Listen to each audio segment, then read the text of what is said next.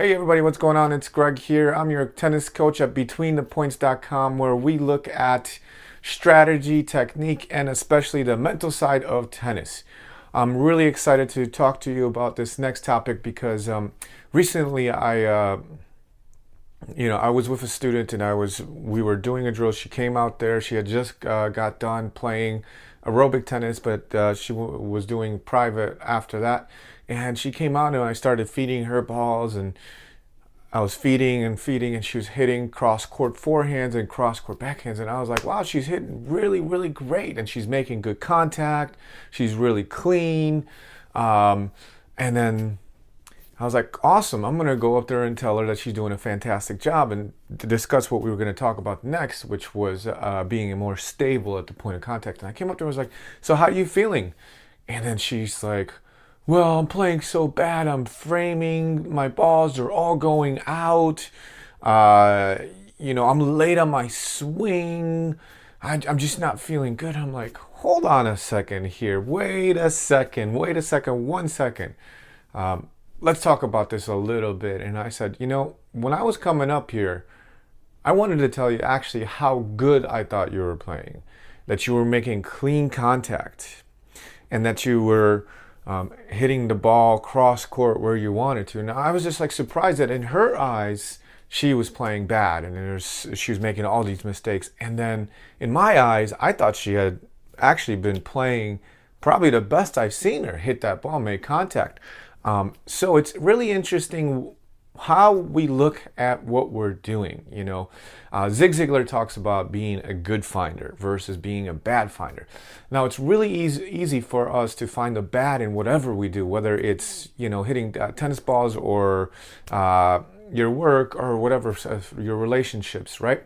But why not start to look for the good in what we're doing? Why not in tennis, when we get out there, instead of looking at all the mistakes you're making and all the frame, look at some of the good things you're doing too. It's so easy for us to just because we miss 1 or 2 shots, get all like upset and we're playing bad, and then next thing you know, it just spirals and it goes out of control, and then that's it. You start playing. You don't play at your best possible, or at least you don't have fun, and you start to wonder, why are you playing this game? And I've got lots of students like that, where we'll go and we'll drill cross court shots, and we'll hit cross courts, and they'll hit 10 really good ones, or good balls cross court, and then on the 11th ball they miss it, and then they get all like frustrated and upset. And they're like, well, I can't believe I missed that last shot, right? I don't know if you've ever felt that or if you've ever experienced that as a tennis player. But you got to remember, you just hit 10 really good balls. And I constantly try to tell all my students, I know that the point ended in an error. And I want to actually let you know that even at the pro level, 74% of all points end in an error. So don't get so down on yourself when you miss 1 out of 10 shot. Look at the good, right? Find the good. Be a good, like Zig Ziglar says, be a good finder, not a bad finder. And you're going to have way more fun. You're going to find yourself playing way better tennis. Because when we start getting upset, then we start getting in our head and we start talking to ourselves and we start saying, oh, doing this and doing this. And what happens when you get in your head? You get tight, right? So take a new approach. When you get out there, next time you get out on the tennis court, I'd like to ask you to start looking at the good things you're hitting, Maybe those 9 balls that you hit in, how about celebrate those 9 balls in your ring? Give yourself a pat in the back that you've hit 9 balls in. And so what, you missed the last one? Or so what that it ended in an error, but you hit 9 good ones. Let's concentrate. Or maybe find that fact that you're hitting in the middle of the strings today. Maybe you missed it a little bit by a couple inches, but you know what? You're actually making really good contact. So that's my challenge to you. Go out there, be a good finder in tennis. Thank you very much. And I've got a question for you. What is something you do on a tennis court that makes you feel good about your game? Is there any strategies or tools you have that when you walk off the court, you're like, yes, I just had a good day, Or maybe strategies and tools that you have that allow you to have a good day on a tennis court? That's what I'm curious. Just leave your comments below this post here.